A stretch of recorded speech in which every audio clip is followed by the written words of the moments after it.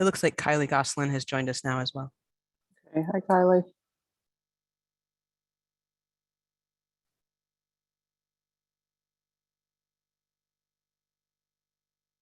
Sayla's dialing in. Okay, We could probably get started. okay, I'm sure she'll be on in a few minutes. There she Okay. is. Yeah. okay, great. All right, welcome everyone. First item on our agenda is the resolution regarding the financing of Brookside Commons, which is in Waterford and is going to be presented by Carol. Hey, good morning, everyone. Morning. So this resolution seeks authorization to approve $9.2 million of taxable bond financing to fund the new construction of 40 apartments for families in Waterford, Connecticut. The construction financing will include a construction loan with a term of 24 months with a rate of 3% in an amount of $7,265,000. There would also be a permanent loan in the amount of $1,935,000 at a rate of 5.28% with the term of 37 years, including a 24-month construction term, as well as a 35-year fully amortizing term. The resolution also seeks authorization to approve a subordinated loan in the amount of $1 million, which would be at a rate of 1% and payable from 25% of cash flow. The LTV is approximately 90% based on an appraised value of $2.1 million. Brookside Commons would provide 8 apartments that are set aside for families at 25% AMI, 16 apartments for families that are earning 50% at AMI, and another 8 units set aside for families at 80% AMI, and 8 of the units would be set aside for market rates.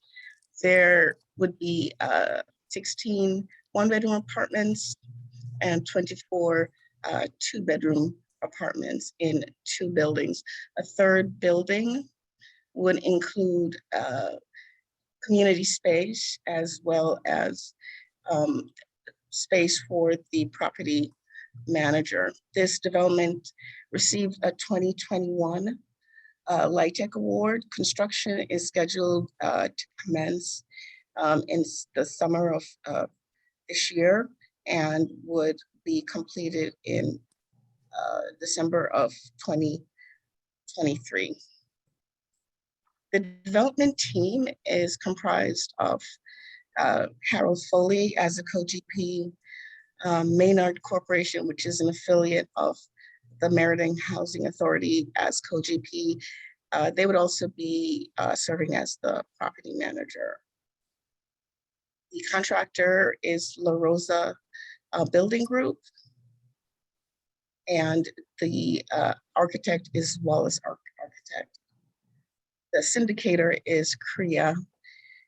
This team has recently successfully completed 2 other 9% projects, including Cherry Apartments, which is fully occupied and operating at 100% capacity. Rocky Neck Village is 98% complete, and they are approximately 84% occupied. All development team members are in compliance with the CHFA eligibility policy.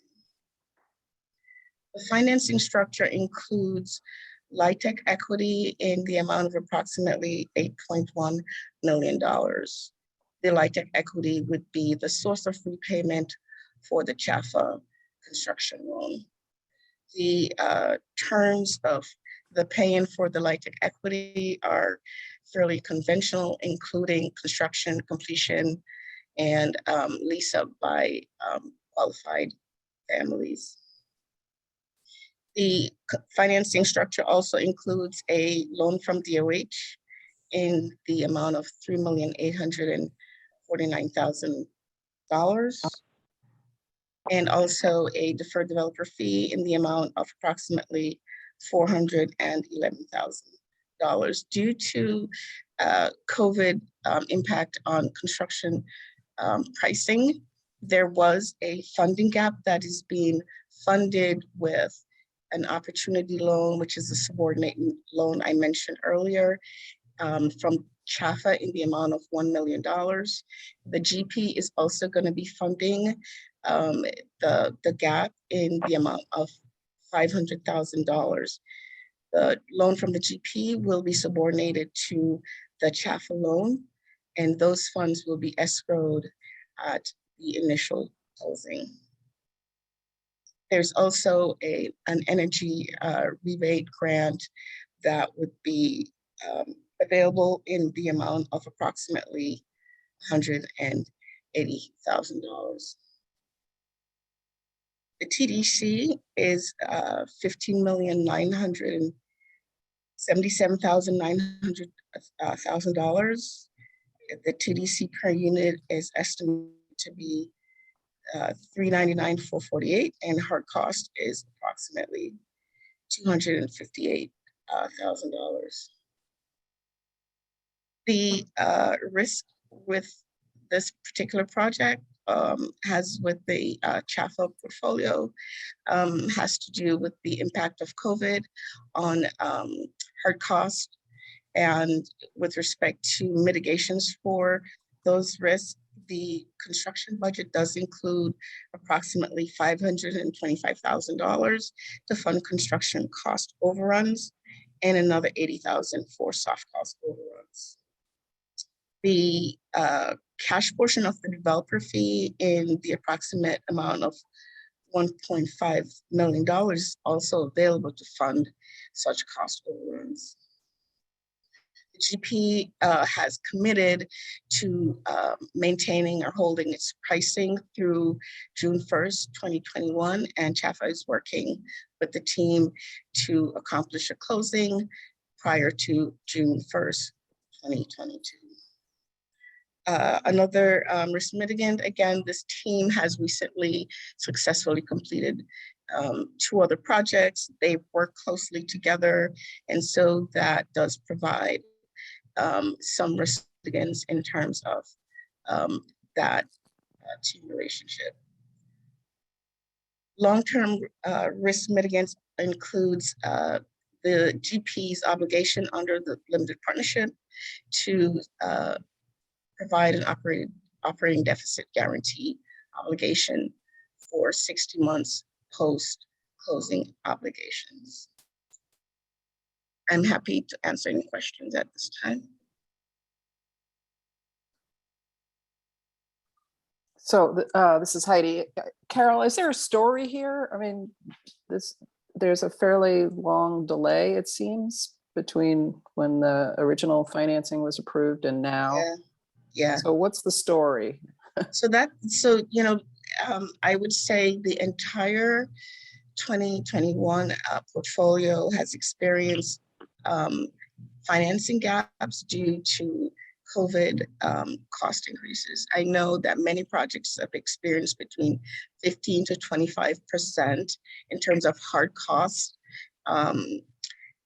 increases, and the developer really struggled in terms of getting the GC to commit to a hard cost number, and we're experiencing that throughout the entire portfolio.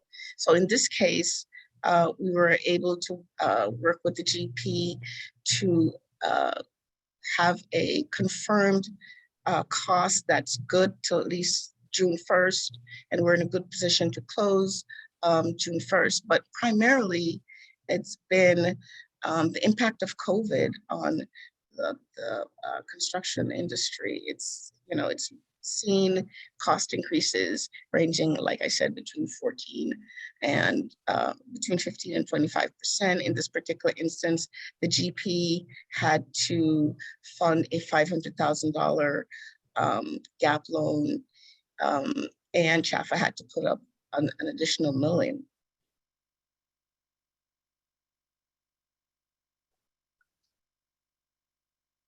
Okay, any more questions?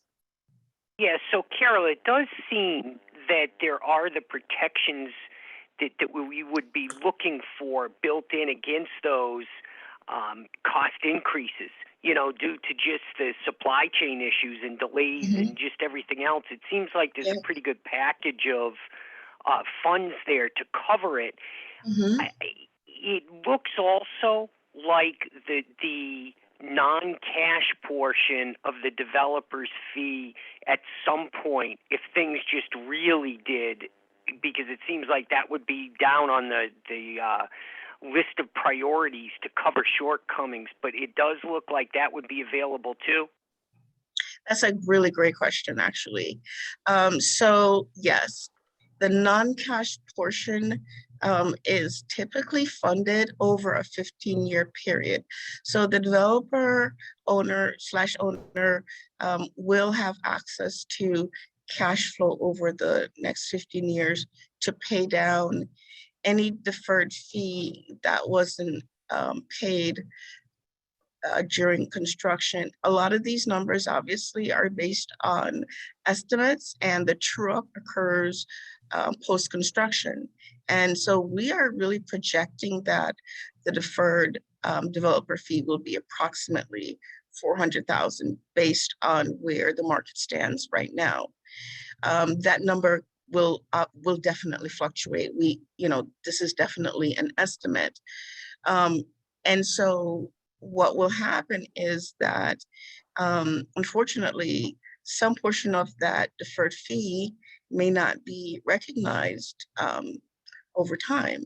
And so in addition to the $1.5 million of cash fee that the developer is putting up, plus their $500,000, their deferred fee can increase, and any amount that is not paid at construction and is not paid over time will be, non-recoupable. But that's it. CHFA, I think we've provided $1 million in soft financing, and that's the maximum that we can go, given the drain on all our resources because of the pandemic. But it does sound like the CHFA financing, that the $1 million is going to go in before the deferred developer's fee gets reduced. Yes. Correct? Yes, that's true. That is true. That's In true. some But it's ways, also payable. I'm sorry. Go ahead. go ahead, Carol. Go ahead. The $1 million though is payable. It's not subordinate to the deferred developer fee. So the CHFA $1 million will be prioritized above repayment of the deferred developer fee. And so we will get 25% of cash flow automatically. And then the 75% will be applied to pay down any deferred developer fee. Okay, still sounds like the developer got the better end of that.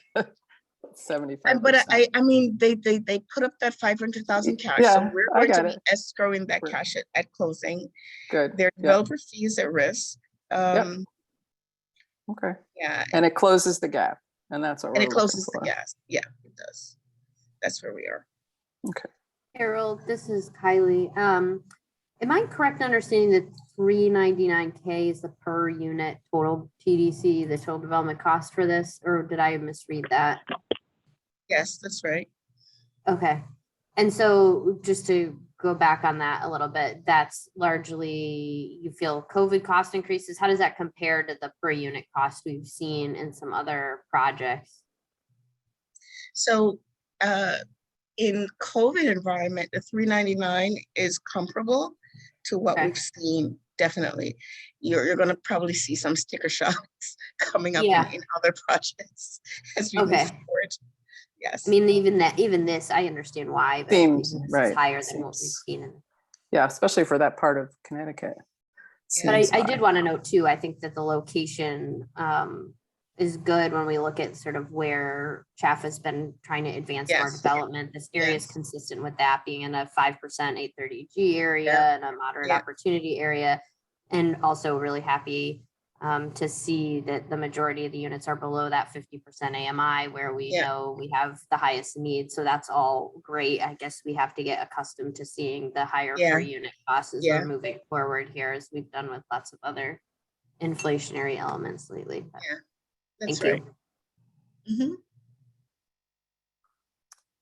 Okay, anybody else? Comments? Yeah, Heidi, hi, Concerns? this is Lisa. Hi. Yeah, hi. Just wanted to actually piggyback also, second Kylie's great comments, but also just to flag for everybody, this is a really important piece of the state for this type of development in that, as you probably know, this is quite close to the electric boat facility where they're hiring a lot of people and a lot of people that will be income qualified, by the way, for this type of housing. And there is a really significant strain on the housing market. So to see this housing Yeah. being built here is, it's a really good investment in a really good Yeah. area that really needs it. So, so, you know, good on you, Carol, and thanks for bringing this to fruition. Thank you. Okay, anybody else? Okay, is there a motion? I'll make a motion that we approve as submitted. Second, Okay, second, is that Lisa? Okay, is it Don doing the roll call or Shelley? Yep, that's correct. Thanks, Heidi. Okay, Don? Wendy Clark, Heidi DeWeingart, Aye. Kylie Goslin, Hi. Commissioner Mosquera Bruno,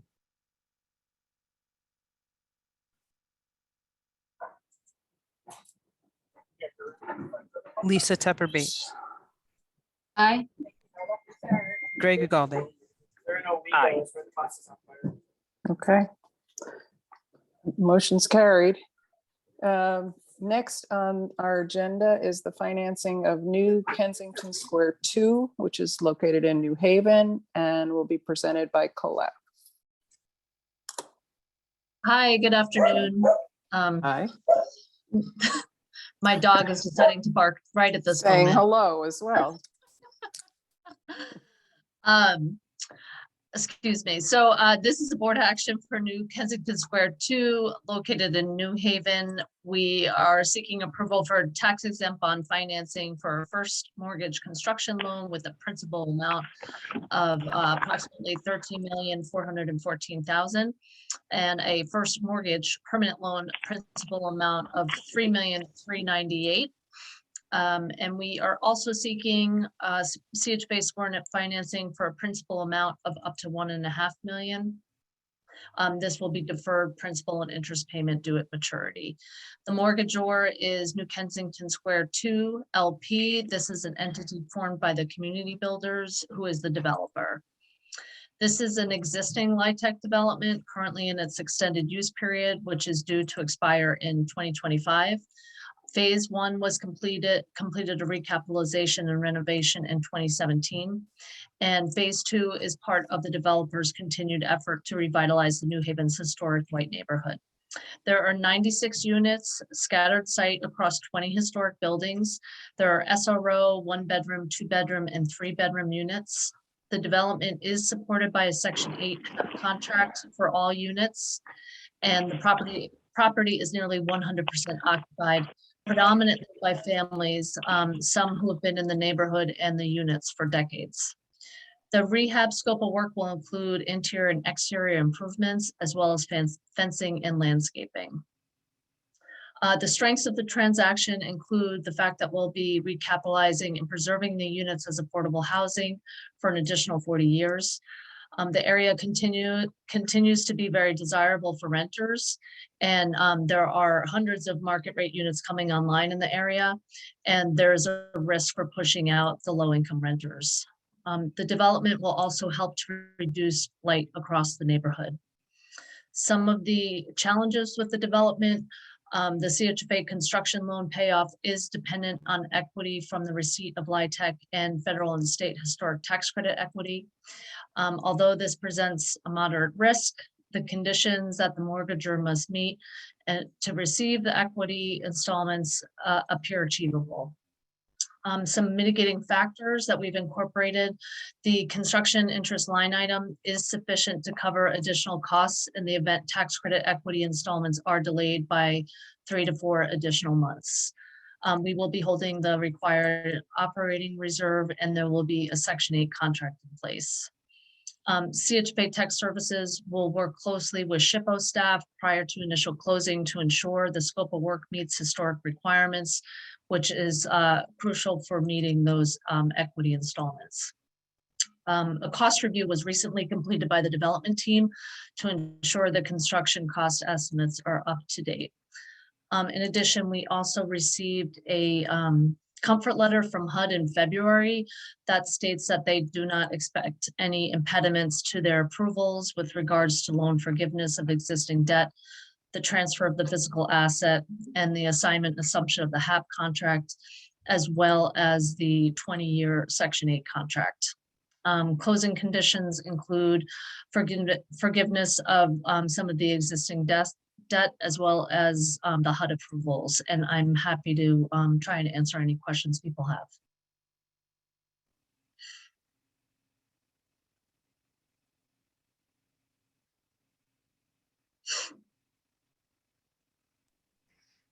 Colette, just a question for you. This is Lisa. Not that long ago, the head of the HUD Hartford field office, I believe, told us that, or told me in a conversation that New Haven continues to be among the most competitive rental markets in the country. At some points, it's had the lowest vacancy of any rental market in the country. Is that still the case? I can tell you what I am aware of in the market, that there is a lot of market rate units coming online. And so, and there's a high demand, and there has been pretty impressive rent increases. So preserving these units, I think, is even more important. There is plans, I understand, for some redevelopment with Yale New Haven Hospital. And so there are quite a bit of market rate units that are coming online that are really risking pushing out some affordable units. So I think it is crucial for us to preserve some of these existing, especially with the HAP contract as well. And many of these tenants have been here for a long time. I don't know if that answers your question directly, but it is definitely an interesting area for rental units. And affordable. Yeah, no, thank you, Colette. That's exactly the point that I was hoping to highlight, that it is a very hot rental market, and that means that it's that much more important that we are paying exactly this type of attention to preserve some affordability. So, so yes, thank you. Mm-hmm. So how much? Go ahead, Greg. Go ahead, Greg. Oh, thanks, Heidi. Colette, what exactly does the comfort letter from HUD do for us? I guess it's just from their point of view, they're making the recommendation that it's a clean bill of health. So this project has had a few renditions, and so they have received prior HUD approval before. And so with the change in scope, there had been some new construction units that were part of the scope. Once those were removed, we needed to get the HUD approvals again. It's a little bit of a chicken and the egg with as far as securing the financing and who wants to issue their final approvals first. So knowing that I would have preferred coming to board with the full approvals, HUD was able to issue this comfort letter because they will be updating approvals that they had previously provided on previous renditions of the project. So it basically just tells us that we're expecting an update for those, and that we're not concerned that we won't get those. So because there's been different iterations of this project, has there been a full environmental due diligence, and also how much digging into the renovation of old buildings? I mean, they're already, Section 8 contract. So are we comfortable with all those issues? I don't know if Jennifer's on the line, if you want to speak a little bit more specifically to the due diligence that our tech folks do, but it's my understanding that we do require all of those reports, hazardous material reports and the phase 1 reports. So those would have been part of our review as we were bringing this forward. Yeah, this is Jennifer Landau, part of the tech services team. Right, as part of our usual due diligence, we do require, those reports that Colette mentioned, a phase 1 environmental site assessment, hazardous materials reviews. We also review all of the CNAs and do site visits to ensure that the scope of work is appropriate, given the current condition of the unit. So all of that has been reviewed and approved by the tech team. Okay, so we're comfortable that there's no issues. Yes, yep. Okay, thank you. All right, other questions, comments? Nope. Okay, can I have a motion? So moved. Okay, thanks, Lisa. Is there a second? Second. Thanks, Greg. Second. Okay, Don? Wendy Clark, Heidi Dweingart, Aye. Kylie Goslin, Aye. Commissioner Mosquera Bruno, Yes. Lisa Tepper Bates, Aye. Greg Ugalde. Aye. Okay, next up is a modification, I guess, of the financing for Heritage Commons, which is in Middletown, and to be presented by Liz. Good afternoon, everyone. This is a request for a modification of 2 existing loans on an 89-unit independent living facility in Middletown. This is one of 10 of Michael Belfonte's properties in the CHFA portfolio. This is the only one of 10 that is in default, and it is the only independent living facility he has. And he will tell you independent living is not in his wheelhouse, and they are trying to sell this. So I asked him, like, what's the difference? What's the trouble? And he said, it's the lease up process. This can take 6 to 9 months to rent out a unit. It starts with a tour of a family member, and that's the full tour. They meet with management, they meet with the activities director, housekeeping, they tour the cafeteria. I guess if it passes, then they come back with the potential tenant. And then it could be other family members come, and the family members are probably adult children who have to coordinate with their work schedules. And then if they're going to move in, this may mean a sale of the house. So it can take 6 to 9 months. And they lost their sales director to retirement. After that came COVID. So that process for new tenants came to a full stop, and they closed their adult daycare program, Daytimers, which was a nice marketing tool, which brought in new tenants. So anyway, it was like the full storm. No new tenants came in, but of course, tenants continued to move out. It's an older population. They do have tenants die. They do have tenants have to move out for a higher level of care. So obviously occupancy dropped, NOI and debt service coverage fell. CHFA did give them a 90-day COVID forbearance. And they have asked for additional relief to help get this property stabilized so they can market it for sale. Interestingly, they did have an offer back in late 2021, just last year, but the potential buyer just walked away for no known reasons, so we don't know why. But the good news is the outlook has improved. The tours have resumed. Daytimers is open again. The property does have a new sales director who came from the unit or the facility down the road that closed. And they did occupancy last week, he told me, was 91%. This is up from 74% during 2020. I've toured it. I've only toured, 2 of his properties, but it seems that he does hire good people. They know their jobs. They're committed to the projects. They're very proud of their cafeteria in this facility. They provide dinner, and that's the big social event at this facility, as you can imagine. They're renovating units, and the renovated units look great. They're continuing to renovate units. They're doing like 70 years, their budget ranging from 12 to 20,000 a unit. I think the important key for this modification does not contemplate debt forgiveness. We're accruing the difference between the contracted rate and the modified rate. Michael Belfanti asserts that CHFA will be repaid in full, either through amortization or a sale of the property. Hence, one of the requests, in addition to this modification, is prepayment approval with payment of the applicable fees. So, any questions? All I can say is Michael always pushes the envelope when he can. Any questions?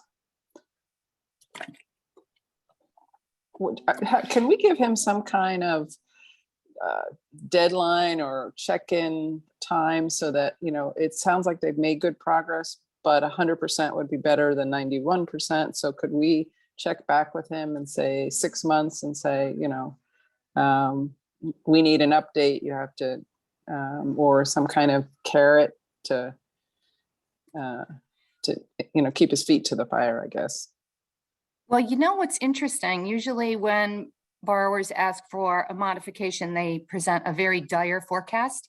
Mhm. He showed a very rosy forecast with That's occupancy, Michael. like, yeah, the eternal optimist. Right. He showed occupancy 94 to 96%. So prior to my involvement in this, we did order a market study, which said that the average occupancy would be 91%. So he hit it. We do have a little bit of a carrot. We're allowing him to take net cash flow up to 100,000. We get the excess over that. So there's a 5% management fee. I held him to 4%. He has to get excess cash flow to pay the balance, which you know is incentive for him to show excess cash flow, obviously. But he's pretty good at reporting. He's got a good staff. Yeah. They're very responsive. So you know, Right, we I were the guess ones tempering his occupancy. Right. I would say that if it slips at all, we should, you know, definitely, you know, rein them in as best we can. Sure. Yeah, this is Kylie. I was just going to ask. Oh, go ahead, Heidi. If you were. No, I'm done. Go. I was going to ask if there's any sort of check-in or checks and balances put in place, maybe 6 months out or something like that, if we're not seeing the progress that we want to see. Are there any other sort of, I don't know, sticks in addition to the carrots? But the other question I had was, if there are other assisted living similar projects from an age and structure standpoint in CHFA's portfolio, have we seen similar challenges throughout COVID with those properties in terms of lease up and the challenges that this property has experienced? I believe we have with the stopped tours. He also lost his sales director right at a crucial time and did have an unprecedented amount, a number of tenants moving out right before COVID hit. You know, it's cyclical, I would imagine. Again, the checks and balances we put is watching the surplus cash flow. To get him any higher, again, if any better than 91% is actually exceeding the market study for the area. So, and one good thing, again, he had a competitor totally close up shop. So the market study did say there is demand, and he's proven that. He is increasing rents as he renovates units. Any suggestions for other additional carrots or sticks? Well, one of the things, how important is it that a sale happens? I mean, will this survive if there's no sale? You know, based on the occupancy and the trends they're showing, it will survive. And I asked him, are you going to continue to own it should things turn around and continue this trend? He wants to get out. We'll just be paid off sooner if he does sell it. But I believe the property will be fully amortizing, and the forecast does show that he can sustain this level of debt. And we're accruing any difference in interest. So again, CHFA should be paid in full, either through a sale or full amortization if we write it out.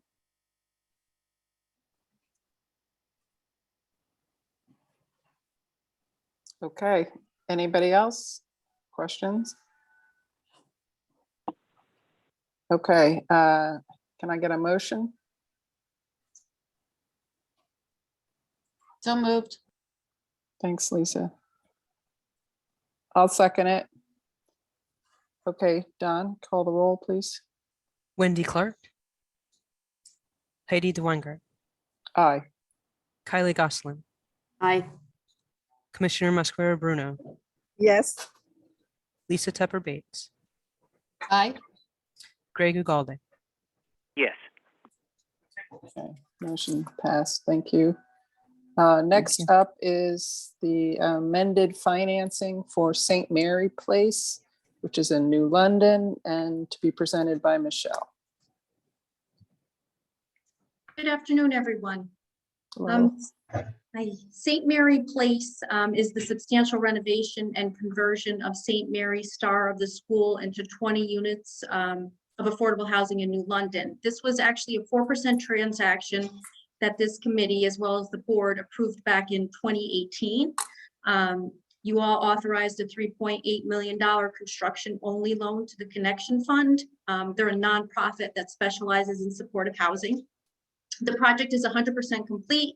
It's serving households earning between 25 and 60% of the area median income, and 5 of the units are supportive housing, and that they benefit from the Section 811 rental subsidies through DOH.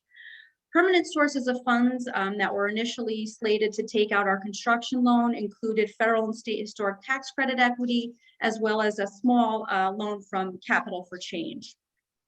During the course of construction, in addition to the challenges that they faced with COVID, they also encountered some unforeseen scope and cost increases. They did what they could to keep the project moving. They paid for change orders out of pocket. They applied for and were successful in receiving an HTCC award of $500,000. And in addition, we all worked with Capital for Change. They agreed to accelerate that $200,000 permanent loan money early so that the connection can use it to fund the additional costs that came up during the final stages of construction. But despite all their efforts, there still is a gap, and that gap is about $490,000. And another issue that they are faced with, because of the increase in costs, they're unable to meet the 50% test. They approached us a few months back and asked us if we would be willing to issue additional tax exempt bonds so that they can benefit from the fixed 4% rate. Not only would that help fill the gap, but it would also resolve their 50% test issue. So just briefly, for anyone that's not familiar with that, the Consolidated Appropriations Act amended the Internal Revenue Code and established a 4% minimum credit rate for qualifying low-income housing tax credit projects. To qualify, a building must be placed in service and have received an issue of tax exempt bonds after December 31st, 2020. But before the enactment of this new rule, the annual tax credit was calculated based on using a short-term applicable rate. So in the case of St. Mary's Place, the AFR that was used for calculating the rate was 3.27. So obviously they want to be able to use the 4% rate. When the rule was initially released, it generated a host of questions, mainly related to projects that were already under construction. A lot of developers wanted to be able to use this 4% rate. Because of all the uncertainty, last year the IRS issued guidance and it gave us all clarification about the applicability of this rate, and it gave us some various scenarios to look at. And the scenario that's applicable to St. Mary's is that this building is financed with a bond issue before December 31st, but then with a bond issued after December 31st, and it has to meet a de minimis test that they're using. And that basically says that the aggregate amount of the post-2020 bond is at least 10% of the total amount of bonds that was used to finance the building. So that's the case here. So the issuance of the additional $425,000 meets this threshold. It would help fill the gap, and it would also resolve their 50% test issue. Now we had several conversations. I've had several conversations with the developer's consultant. Internally, CHFA has had conversations with their outside counsel just to get comfortable with using this 4% rate. And we also requested a letter from NDC's corporate equity fund manager, and they've indicated that they've also determined that the project qualifies for this 4% rate. Therefore, we're asking for a modification to the loan documents to increase the amount of the construction loan by the $425,000. We wouldn't change the interest rate. We'd need to extend the maturity date of the construction loan by 6 months to get all of this accomplished. And we're asking that we be allowed to waive the monthly penalty during the extension period. I'm happy to answer any questions.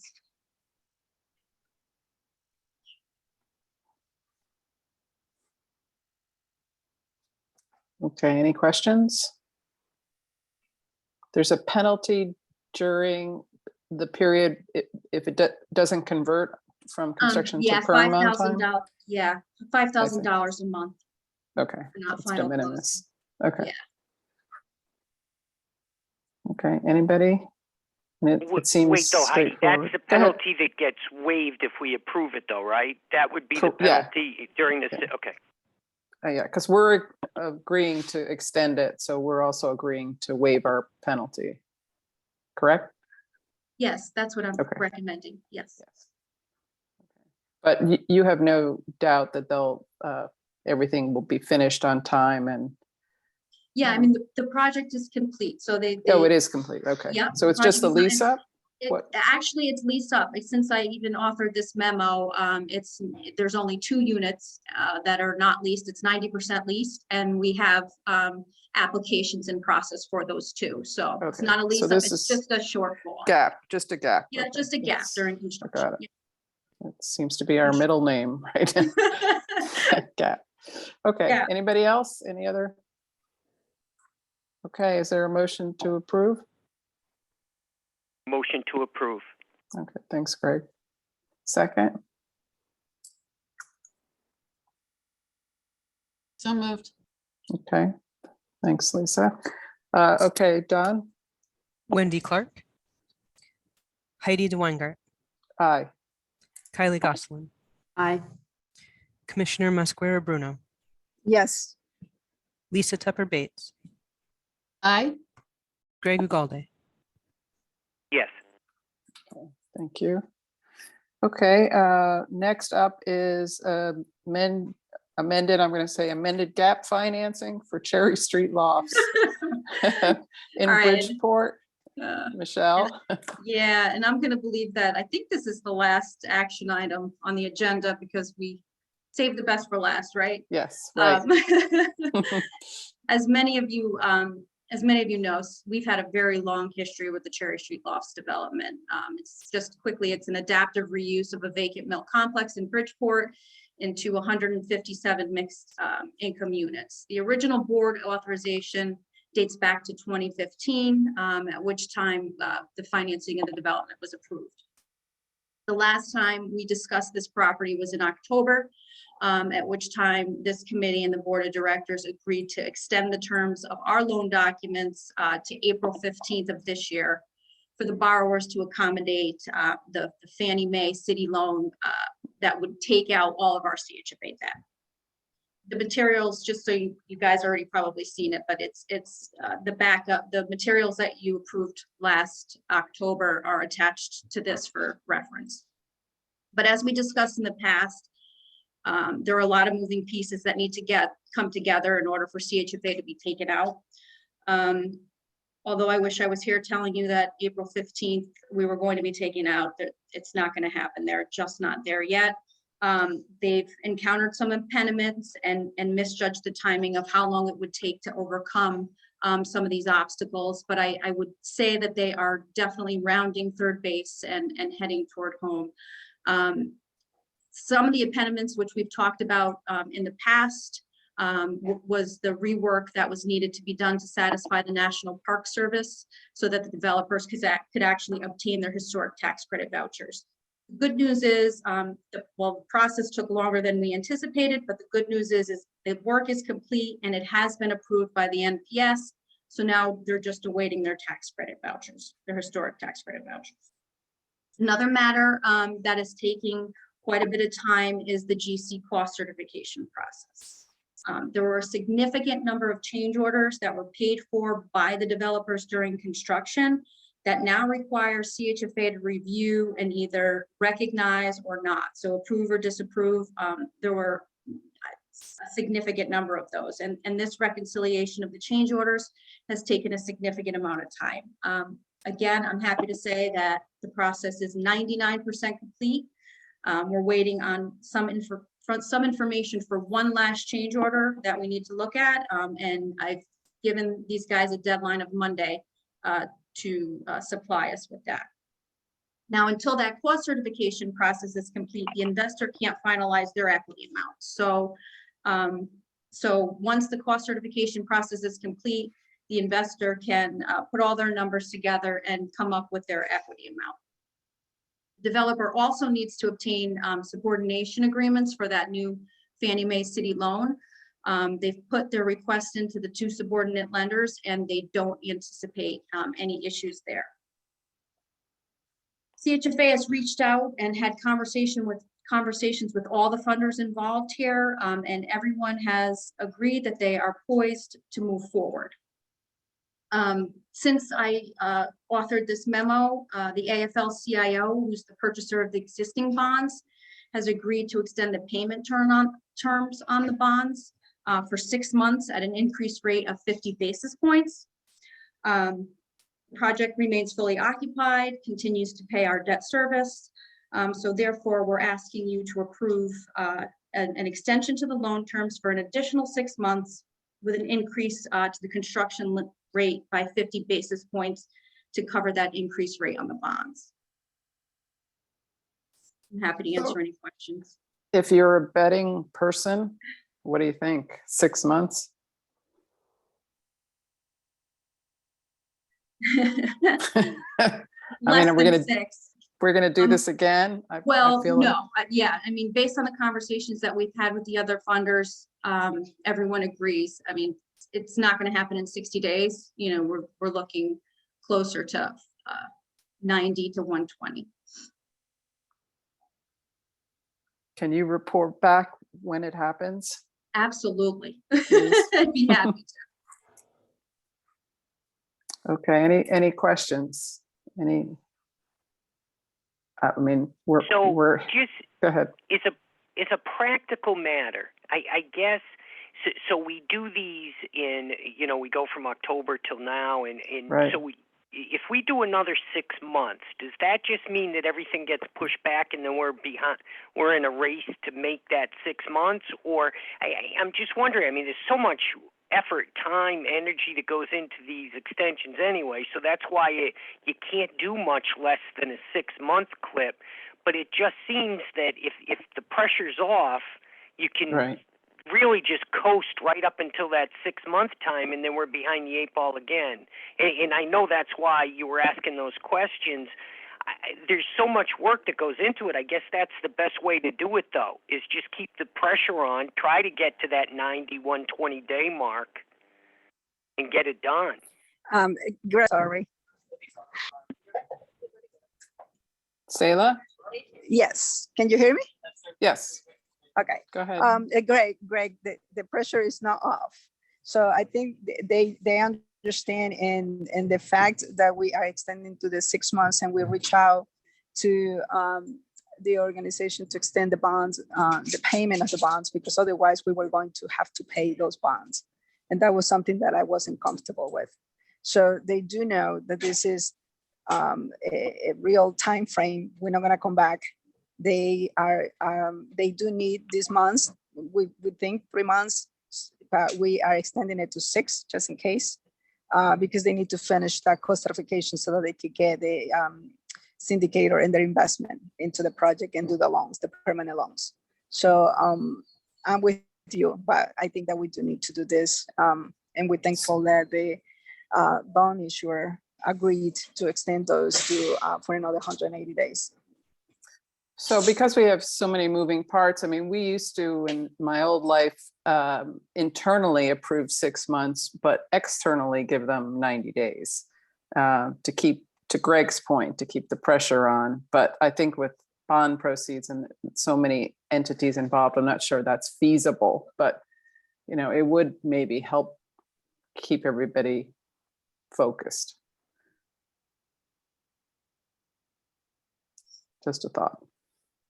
And I will do everything to keep the pressure on. I mean, I check in, they check in with me, we communicate frequently. So I'll continue to give executive leadership updates as to where we are and as, you know, to where they are. But they know the pressure's on. They want to do, you know, another phase, and they've been told that, you know, this has to be complete and paid off before we would even entertain any sort of requests.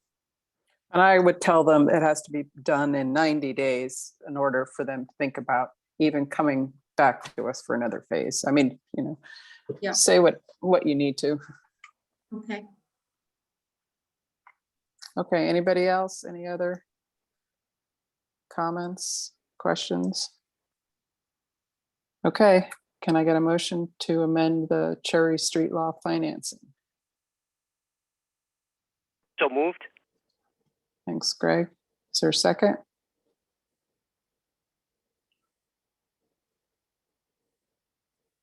Kylie, I can- second. Okay, great. Kylie, thank you. Don, can you do the roll? Sure. Wendy Clark. Heidi DeWeingart.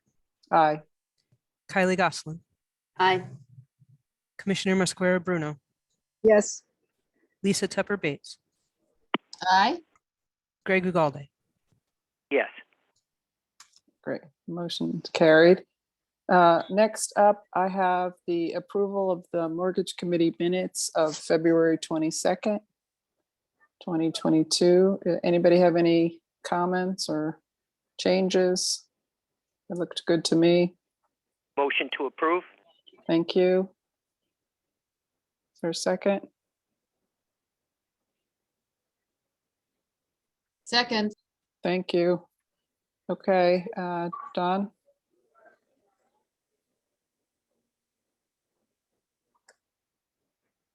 Well, how about all in favor? Aye. Aye. Aye. Thank you. Aye. Thanks. Okay, and last on my agenda, I believe, is the review of the multifamily activities. Good afternoon. Good afternoon. Seema? Yeah, yes, this is Seema, and we had a couple closings to report on. We had 4 initial closings in February. Lawn Hill Terrace 4 in Stamford closed, and 3 other SSHP critical needs. George Washington Carver, Bracedale, Tannery Brook closed, and there were 2 final closing. North Village Apartments and 1 critical SSHP critical needs, New Horizon in Middlebury. Staff attended a fair housing and a COVID session offered by New England RSCs, which was nice. In terms of partnerships, DEEP, DOH, Green Bank, CHFA issued joint comments to PURA new solar incentives for multifamily affordable housing and changes to the Public Act 2148.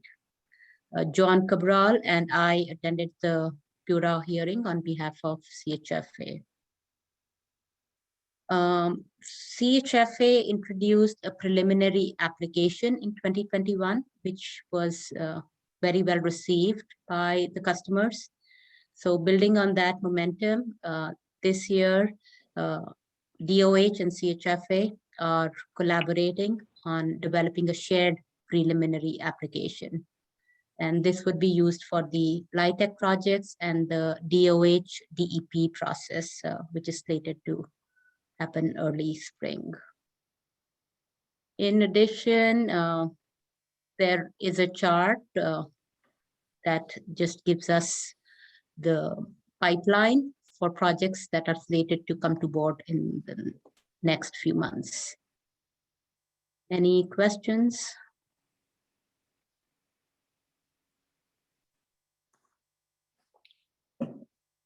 No, thank you, Seema. I appreciate that. Thank you. Any other comments? Nandini, Selah, anybody?